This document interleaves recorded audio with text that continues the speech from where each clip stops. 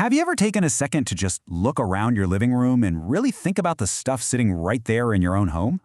Take your smartphone, for example. It was probably designed in a tech hub somewhere in California, manufactured in a massive facility in China, and assembled using these highly specialized parts from South Korea or Japan. So, how exactly did all those scattered pieces come together to end up right there in the palm of your hand? Well, it's not magic, it's the fascinating, incredibly intricate engine of our modern world. Welcome to this explainer. Today, we are completely decoding the global marketplace. We're going to demystify the complex web of global trade. You know, that invisible machinery that connects nations, dictates the price of your weekly groceries, and massively boosts economies all over the map. Because whether you realize it or not, global trade impacts your life every single day. And by the end of our time together today, you are going to understand exactly how the whole shebang works. Okay, here is our roadmap for today. First, the basics of global trade. Second, why nations trade. Third, theories of international trade. Fourth, the global trade ecosystem. Fifth, barriers to global trade. And finally, number 6, overcoming trade challenges. Let's get into it. Section 1. The basics of global trade. Understanding the foundation. Because before we get into the heavy historical theories or those massive multinational agreements, we need to make sure we're on the same page and, bust some of that jargon you hear on the news literally every day. So, at its very core, global trade is just buying and selling across international borders. When a country buys goods from abroad, those are imports. When they sell goods to the rest of the world, those are exports. Simple enough, right? But the ultimate scorecard for any nation is its trade balance. That is just the difference between what a country sells and what it buys. If you export more than you import, you're generally building wealth. But if you import more, well, you're running a trade deficit. Now, in a totally perfect, frictionless world, we would just have free trade. That means goods crossing borders without any taxes or barriers whatsoever. But reality? It's not exactly frictionless. It's actually a bit more defensive. Countries use specific tools to protect their own local economies. One major tool is a tariff, which is essentially just a tax slapped on an imported good to make it artificially more expensive. Another one is a quota, and that's a hard, strict limit on the exact amount of a specific good that can legally be brought into the country. Moving on to Section 2, why nations trade, beyond just buying and selling. Because if protecting local businesses is so important, you might be wondering, why do countries even engage in this massive multi-trillion-dollar exchange in the first place? Well, it goes way beyond just wanting exotic fruits in the middle of winter. You see, trade isn't just about moving physical boxes around. It's a literal engine for human progress. For one, it leads to incredible job growth because local businesses can suddenly sell to millions of new people globally. It also leads to lower costs for you and me because global competition forces prices down. And honestly, maybe most importantly, it boosts innovation. When companies have to compete on a global stage, they are absolutely forced to improve their quality and upgrade their technology as fast as possible. Section 3. Theories of International Trade. A History of Ideas. So, how did we actually figure all this out? Well, it actually took a really long time for humanity to realize that trade could be a win-win scenario. Let's look at the timeline. Back in the 16th century, we had mercantilism. The whole idea there was just to hoard as much gold and silver as possible by exporting everything and importing absolutely nothing. It was treated totally like a zero-sum game.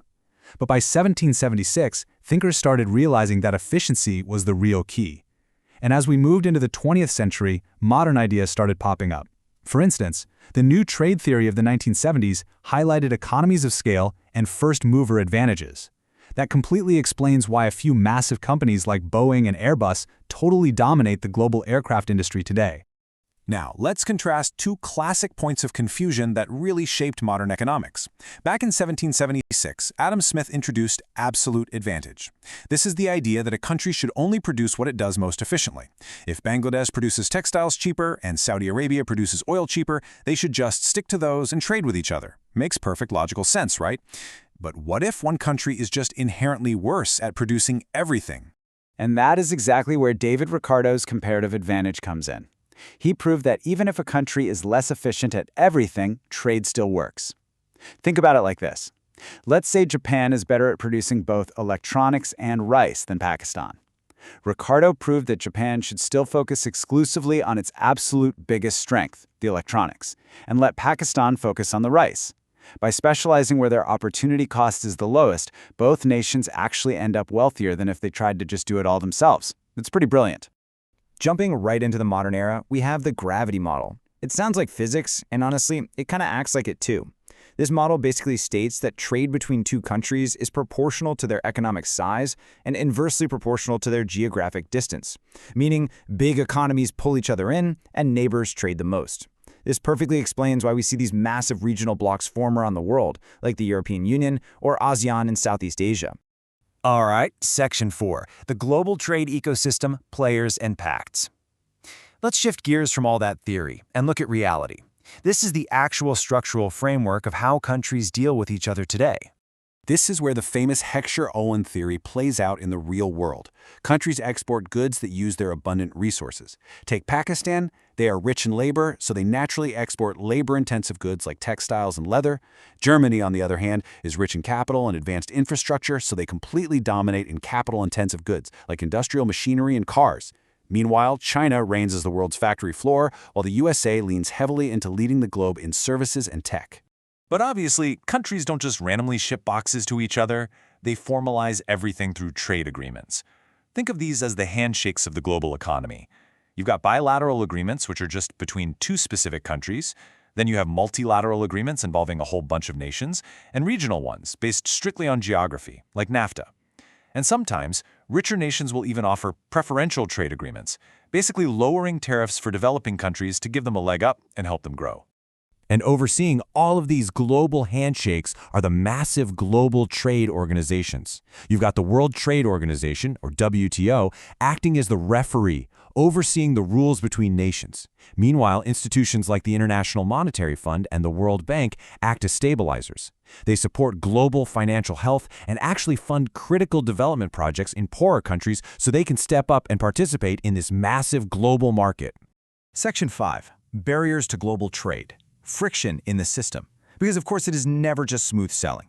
Despite all those amazing benefits we just talked about, there's massive friction in this system. Roadblocks get in the way every single day. We touched on tariffs and quotas earlier, but let's look at how they act as true obstacles. Imagine a government really wants to protect its domestic auto workers. They might slap a massive 25% tariff on any imported car. Suddenly, those foreign cars are just way too expensive for the average citizen, basically forcing consumers to buy local. Governments also love to use subsidies, which is essentially handing free money to local businesses to artificially lower their costs. Plus, there's strict import licensing, which forces foreign companies to cut through endless government red tape just to get permission to bring their goods inside the border. But I really want to emphasize here that friction isn't just economic. Sometimes a market freezes entirely because of non-financial barriers. I mean, severe political tensions can lead to crushing sanctions that lock a country entirely out of the global system. Strict exchange rate controls can make it literally impossible to convert currency to pay for imports. And hey, never underestimate cultural differences. A simple miscommunication or a branding mismatch that offends local customs can guarantee a product absolutely fails in a new market. Which brings us to our final segment, Section 6, Overcoming Trade Challenges, the Path Forward.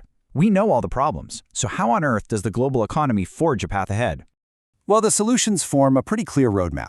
First up, nations have to actually sit down, agree to reduce those tariffs, and sign binding agreements. But paper isn't enough, right? Physical infrastructure is absolutely critical. Projects that build massive new ports and highways, like the CPAC Infrastructure Initiative, they drastically lower shipping times and costs. Add to that the harmonization of standards, so a safety label in one country is accepted in another. And of course, the massive promotion of digital trade platforms like Alibaba or Amazon. These digital bridges literally allow a small local exporter to reach a customer halfway across the globe in a matter of seconds. Which leaves us with this incredibly provocative final thought to ponder. As e-commerce platforms continue to explode, as digital payments become instantaneous, and as more services become completely virtualized, will digital trade eventually erase physical trade borders entirely? I mean, are we moving toward a truly borderless global marketplace where geography just no longer dictates the economy? Keep that question rolling around in your head the next time you tap Buy Now on your smartphone. Thanks so much for joining me on this explainer, and keep learning.